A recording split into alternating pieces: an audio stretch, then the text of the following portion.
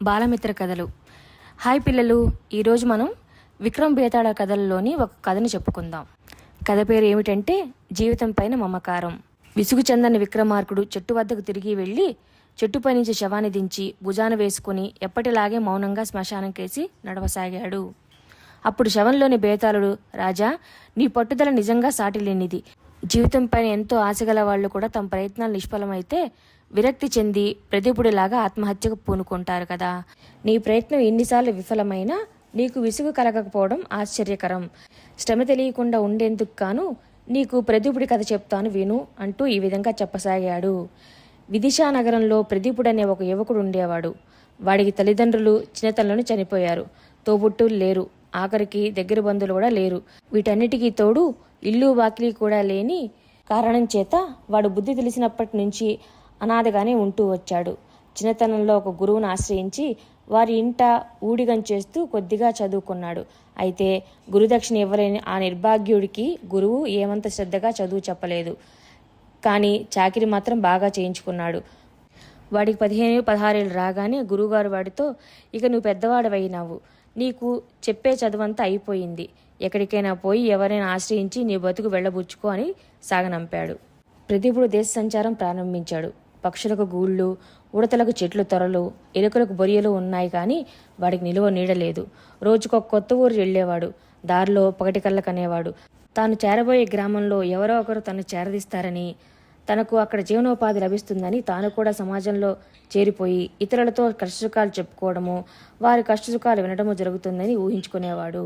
తీరా ఆ గ్రామం వెళ్ళాక అక్కడ ఎవ్వరూ వాడి విషయం పట్టించుకునేవారు కాదు. వాడి మంచి చెడ్డలు విచారించేవారు కాదు. ఏ ఇంటినో ముష్టి ఎత్తి అయినా ఇంత తిండి తిని ఏ చెట్టు నీడను పడుకొని నిద్రపోయేవాడు. ఈ విధంగా ప్రదీపుడు 5-6 పాటు సంచారం చేశాడు. వాడికి సుఖాలు ఎలా ఉంటాయో తెలియదు. అందుచేత తాను కష్టాలు పడుతున్నానని కూడా అనిపించలేదు. వాడు ఇతరుల మధ్య సంబంధ బాంధవ్యాలు గమనించి ప్రపంచంలో నిజమైన ఆనందం ఒక్కటనే గ్రహించాడు.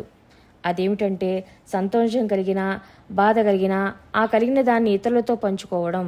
పెద్ద పెద్ద ఇళ్లలో ఉండటము, గొప్ప గొప్ప దుస్తులు ధరించడము, కడుపుకు ఇంత బాగా తినడం నిజమైన ఆనందం కాదు. ఆకలి అయినప్పుడు ఏది తిన్నా ఎంతో రుచిగానే ఉంటుందని, అలసిపోయినప్పుడు చెట్టు కింద నిద్రపోయినా ప్రాణానికి హాయిగానే ఉంటుందని వాడు స్వానుభవం ద్వారా తెలుసుకున్నాడు. వాడికి లేనిదల్లా ఒకటే ఆనందం, ఇతరులతో తన భావాలు పంచుకోవడం. ఇక్కడ నలుగురు కూర్చొని మాట్లాడుకుంటూ నవ్వుకుంటున్నా విచారం వెలుబుచ్చిన ప్రదీపుడు వారిని చూసి అసూయపడేవాడు. తనకు ఎటువంటి స్నేహితులు బంధువులు లేనందుకు ఎంతో బాధపడేవాడు. ఒక్కొక్కప్పుడు వాడికి తన జీవితం పైన విరక్తి కలిగేది. ఇంత ప్రపంచంలో ప్రతి ప్రాణికి నా అనే ఇతర ప్రాణులున్నాయి, నేను ఒక్కడనే ఎవరూ లేనివాణ్ణి, నేను బతికి ఉండి చచ్చిన వారితోనే సమానం, ఇంతకంటే చచ్చిపోతేనేం, ఎందుకు వచ్చిన తిప్పలు అనుకునేవాడు. లోపల ఆశ అనేది ఉండి వాణ్ణి ఆత్మహత్య చేసుకోకుండా ఆపింది. ఆ ఆశ మూలానే వాడు భవిష్యత్తు గురించి కలలు కనేవాడు. ఎప్పటికైనా ఎవరో ఒకరు తను చేరదీసి తమ ఆప్తవర్గంలో చేర్చుకుంటారని వాడికి వెర్రి నమ్మకం. ఈ నమ్మకంతోనే వాడు అప్పుడప్పుడు ఇతరులను ఆప్యాయంగా పలకరించబోయేవాడు. కానీ వాడి కేసు చూడగానే నవ్వేవాళ్ళు నవ్వడం మానేసేవాళ్ళు. వాడు సమీపించగానే మాట్లాడేవాడు మాట్లాడడం మానేసి, మేమేదో మాట్లాడుకుంటుంటే పానకంలో పుడకలాగా నువ్వు వచ్చావేమిటి అన్నట్టు వాడి కేసు చూసేవారు. వాడు ఒక నిట్టూర్పు విడిచి యువతలకు వచ్చేసేవాడు. చిట్ట చివరికి వాడు పగటి కళ్ళకు అనే శక్తి కూడా పోయింది. జీవితం మీద విరక్తి కలిగింది. వాడు విరూపానగరం కేసి పోతూ ఒక నదిని చేరి అందులో పడి ఆత్మహత్య చేసుకోవడానికి నిశ్చయించుకున్నాడు. వర్షాల కారణంగా నది పూటుగా ప్రవహిస్తుంది. అయినా ప్రదీపుడికి ఈదటం చేతనవుతుంది. అందుచేత నదిలో పడి చావటం కూడా అంత తేలికైన పని కాదు. ప్రదీపుడు నదిలో దూకి చేతులు కాళ్ళు పూర్తిగా బలహీనమైపోయేదాకా ఈది ఆ తర్వాత నీటిలో మునిగి చచ్చిపోవాలని నిర్ణయించుకున్నాడు. అంతలోనే ప్రదీపుడికి ఒక వింత కనపడింది. ఎవరో యువకుడు నదిలో పడి కొట్టుకుంటూ వస్తున్నాడు. అతనికి ఈత రాదులాగుంది. తల నీటిపైకి వచ్చినప్పుడల్లా నోటితో గాలి పీల్చి మూలుగుతున్నాడు. ప్రదీపుడు చప్పు నీటిలోకి దూకి ఆ కొట్టుకు వచ్చి యువకుడికేసి బలంగా ఈదుకుంటూ వెళ్ళాడు. ప్రదీపుడు తన శరీరానికి తగలగానే ఆ యువకుడు అతని మెడ గట్టిగా వాటేసుకొని స్పృహ కోల్పోయాడు. వరదలో ఉన్న నదిని ఈ ఒడ్డు నుంచి ఆ ఒడ్డుకు అడ్డంగా ఈదేసరికి ప్రదీపుడు చాలా అలసిపోయాడు. దానికి తోడు ఆ యువకుడు అతని మెడకు గుదిబండలా అయ్యాడు. అవతలి ఒడ్డున సమీపంలోనే ఉన్నప్పటికీ ఈది దాన్ని చేరుకోవడం ప్రదీపుడికి ఎంతో దుస్సాధ్యంగా కనపడింది. ఈ సమయానికి అవతల ఒడ్డు వెంబడి కొందరు మనుషులు పరిగెత్తుకుంటూ వచ్చారు. వాళ్ళు మెల్లగా ప్రదీపుణ్ణి రెండో యువకుని ఒడ్డుకు చేర్చారు. తర్వాత వాళ్ళు తమ యజమానిని చిన్నబాబు చిన్నబాబు అని పిలుస్తూ అతనికి పరిచర్యలు చేయడంలో నిమగ్నులై ప్రదీపుడి విషయం పట్టించుకోలేదు. ప్రదీపుడికి ఆత్మహత్య చేసుకోవాలన్న కోరిక యావత్తూ అడుగంటిపోయింది. అతనికి జీవితంపై తిరిగి ఆశ కలిగింది. అతని తడిబట్టలతోనే ఒక కోసు దూరంలో ఉన్న విరూపానగరం చేరుకున్నాడు.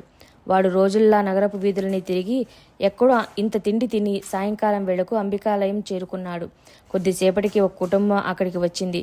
మనుషులను, వారు ధరించిన దుస్తులను, వారి వెంట ఉన్న నౌకర్లను, ఆ నౌకర్లు మోసుకొచ్చిన సామాగ్రిని బట్టి వాళ్ళు గొప్ప ఇంటివాళ్ళై ఉండాలని ప్రదీపుడు ఊహించుకున్నాడు.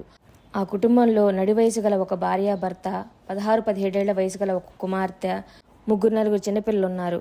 వారి వెంట ఆడామగా నౌకర్లు 7-8 మంది పళ్ళాలతో కొబ్బరికాయలు, అరటిపళ్ళు, పూలు, కుంకుమ, పచ్చకర్పూరం మొదలైన పట్టుకొచ్చారు. వారంతా ఆలయంలోకి వెళ్లారు. లోపలికి వెళ్ళిన తర్వాత నౌకర్ల యజమానితో, మన చిన్నబాబు గారిని ఈ ఉదయం కాపాడే మనిషి లాంటి వాడు బయట మండపంలో కూర్చొని ఉన్నాడు అని చెప్పారు. యజమాని వారిని వెంటబెట్టుకొని బయటికి వచ్చి ప్రదీపుడిని సమీపించి, నాయనా, నీ పేరేమిటి, మీదే ఊరు అని అడిగాడు. వారి సంభాషణ వల్ల ప్రదీపుడై ఆ పెద్ద మనిషి కుమారుని రక్షించాడని తెలిసింది. ఇవాళ మా వాడి జరగండం తప్పడం మాకెంత ఆనందంగా ఉందో నువ్వు ఊహించుకోవచ్చు. అందుకే ఈ పూట అంబికకు పూజ చేయించడానికి అందరం వచ్చాము. నువ్వు కూడా మా వెంటరా. మా అబ్బాయి నీకోసం తెగ కలవరిస్తున్నాడు. తాను బతికి నీవు నదికి బలి అయ్యావేమోనని ఎంతో దిగులు పడుతున్నాడు అన్నాడు ఆ పెద్ద మనిషి. ఆయన ప్రదీపుని తన ఇంటికి తీసుకుని పోవటమే కాక అతనికి తన కుమార్తెనిచ్చి పెళ్లి కూడా చేసి తన ఇంటిని ఉంచుకున్నాడు. ఈ విధంగా ప్రదీపుడు కలిగిన పగటి కలలు నిజమైనాయి. బేతాళుడు ఈ కథ చెప్పి, రాజా, నాకొక సందేహం. ప్రదీపుడు ఆ యువకుడి ప్రాణం రక్షించిన తర్వాత తన ఆత్మహత్య ప్రయత్నాన్ని ఎందుకు మానుకున్నాడు? అతనికి జీవితంపై తిరిగి ఆశ కలగడానికి గల కారణం ఏమిటి? ఈ ప్రశ్నకు సమాధానం తెలిసి కూడా చెప్పకపోయావో నీ తల 1000 ఒక్కలవుతుంది అన్నాడు. దానికి విక్రమార్కుడు, పరోపకారం ద్వారా మనిషికి సమాజానికి మధ్య బాంధవ్యం పెరుగుతుంది. మరొకరికి ఉపకారం చేసే అవకాశం లేని కారణం చేతనే ప్రదీపుడు జీవితం గురించి కలలకనే శక్తిని కోల్పోయాడు. ఎప్పుడైతే మరొకరి ప్రాణం కాపాడాడో అప్పుడే అతనికే కలలకనే శక్తి తిరిగి వచ్చింది అన్నాడు. రాజుకు ఈ విధంగా మౌనభంగం కలగగానే బేతాళుడు శవంతో సహా మాయమై మళ్ళీ చెట్టెక్కాడు. కథ కంచికి మనం ఇంటికి. Thanks for watching. Please like, share and subscribe.